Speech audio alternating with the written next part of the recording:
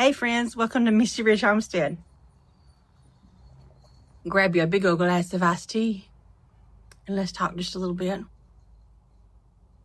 It is Tuesday afternoon and I have harvested tomatoes. It's different this year. Normally I have like Goliath tomatoes that are, sometimes I have really big tomatoes. Paul Robeson's, the Dr. Witchies, those are all normally really large tomatoes. This year, because you've seen my garden, because my husband had open heart surgery and we planted everything late and didn't put, the load of compost in that we normally do, planted them small. My garden has struggled. And I plant normally about 30 different tomato plants. And I'm getting a very small harvest of tomatoes. So like the Goliath tomatoes that are normally like this big, or some of them are like this. They're little bitty things. They look like cherry tomatoes. But I did get a handful of Dr. Wishies and Paul Robeson's and a couple of Goliaths. I still have some fairly decent ones on the vine, but I had to harvest what we had on there yesterday or I was going to lose them. So I decided to make a single batch of salsa. I suspect it won't be as flavorful as it normally is, just because the combination of tomatoes that I use, because I use everything from black cherry to black beauties to, like I said, Dr. Witchies. I have I have a green one. I can't remember the name of it. And then of course the Goliath of Mr. Stripey. The Paul Robeson's, those are all real sweet tomatoes. The Paul Robeson's and the black beauties and the black cherries are all kind of real sweet tomatoes, and I really normally have such a neat blend of flavors. Well, most of the tomatoes this year are small and they're not very flavorful, but I don't want to waste them. So we're going to make salsa. I have a little bit left from last year. I looked and I have more than I thought I did. So I have some left from last year, and we'll see how this turns out. Maybe I'll be surprised. I am going to use a package of Mrs. Wage's salsa mix just because I love the flavor it gives, and I don't have to mix and match all the different spices. It makes it easy. So I'm kind of excited. I was afraid I wasn't going to get enough tomatoes to make anything this year. We probably won't be making tomato sauce or canning just tomatoes this year, but that is okay. I'm okay with that. I'm making the salsa. I'm going to can green beans. I'm going to take what blessings the garden is giving me this year, because we're still getting food out of the garden. It's just not quite as abundant as it has been in past years, which is okay. Absolutely okay. I would much rather have my husband home safe and healthy, than have had a different situation, which I could have. So we will move forward with this garden this year. And that's the cool thing about gardens. I can garden again next year, and it'll probably be very abundant in tomato blessings next year. This year, my abundance was in cucumbers. So every year's different like that. So we'll see what happens next year. In the next week, I'm probably going to start some fall seeds. I've already started. This is my little greenhouse on the porch behind me. And I've already started some Brussels sprouts just because I read that you need to start them earlier, and I've never successfully grown them. So I've already got them separated into their own little pots. So because I start them in individual, I start one little cup with like 6 or 7 different plants. And then when they get their first tree leaves, I separate them into different cups.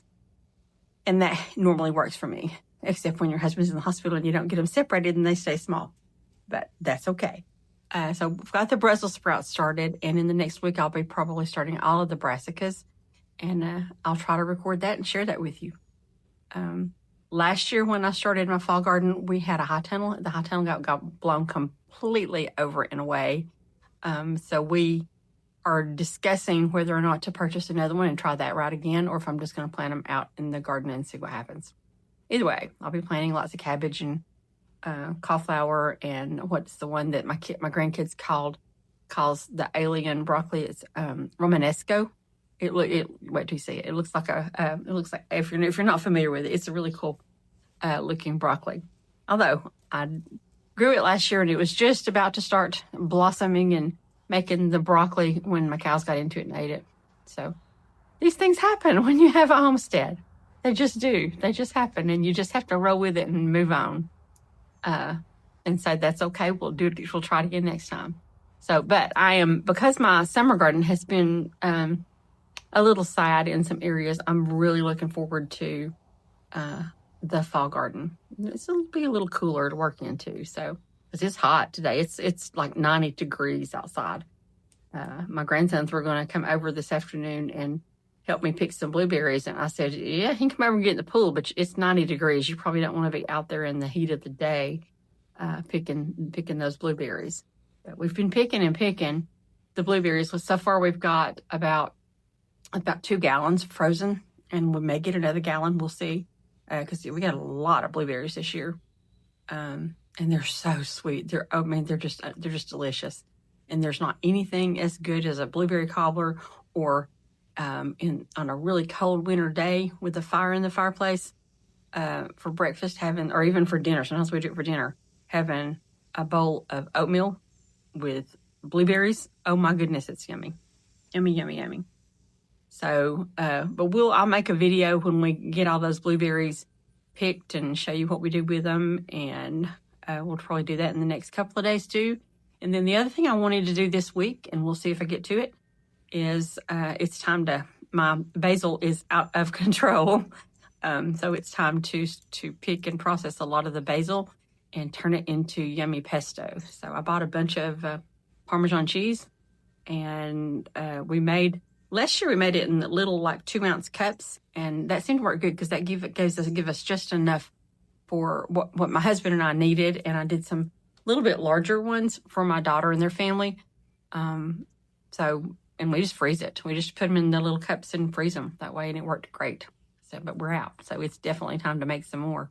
I'm looking forward to that. I love fresh pesto. So, well, let's go can some salsa. I forgot. I'm trying really hard to remember to video this stuff, y'all. But I forgot and got them for the most part, all the tomatoes at least. I put them in the boiling water and took the skins off, and then I put them through my food processor and processed them, which is a mistake. I normally have like a mandolin, is that what you call it, a mandolin thing? And I normally put it through there so I have bigger chunks, which is what my husband likes. He likes a chunky salsa. This is going to be a little less chunky because I put it through the food processor, so it's a little more like restaurant style, which is all right. So, but when the peppers and the onions, those I'm doing all of those in the mandolin, so they'll be a little chunkier. So we will still have some chunks, just won't be quite as chunky. The other difference is because I planted everything late, including the peppers, my lilac colored peppers, those are already ready to go. But I don't have any red ones or any yellow ones this year, so we're doing green and the lilac, and we'll just make that work. I'll put in a picture of what some of the peppers were I had in years past. They were beautiful, and I'll probably have some later in the summer, maybe, hopefully. So, well, let's go make some salsa, y'all. The tomatoes, all different colors. Aren't they pretty? Even though some of them are small, I think it's going to make a pretty good salsa. All different sizes and colors. Those yellow ones are Dr. Witchy's. The darker ones are Paul Robeson's. Just the peppers on the vines. These are peppers from last year. Oh my goodness, aren't they glorious? I've not got those yet. Those will come. Just not yet. Getting ready to put the onions in the salsa. And let's stir it up and bring it to a boil. The Mrs. Wade just pack it in there. Let it simmer about 10 minutes, and we'll put it in these jars. And put the rings and lids. I already wiped the tops off with a vinegar. And I'm sealing them all up. They're kind of hot right now, so you'll see them. I jump in a minute because it's a little, the last one I do is almost dropped because it's quite hot.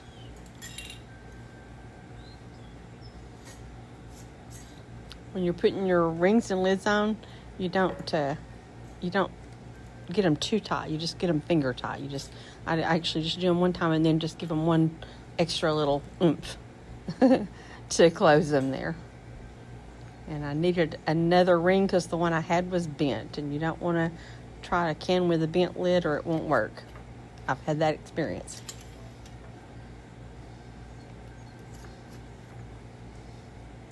I use a Presto electric canner. In years past, I've used a regular water bath on top of the stove canner, and I have a on top of the stove pressure canner. But the one I'm using now is an electric canner, and it does wonderful. Aren't those beautiful? And this one's going in the fridge, guys. I didn't pressure yet, so I'm just putting an old lid on it and putting it in the fridge, and we'll probably have it for dinner tonight with something. I have to figure out what we're gonna have with salsa. I have some avocados. We'll probably have some kind of Mexican dish. Thanks for watching, guys. We'll see you next time.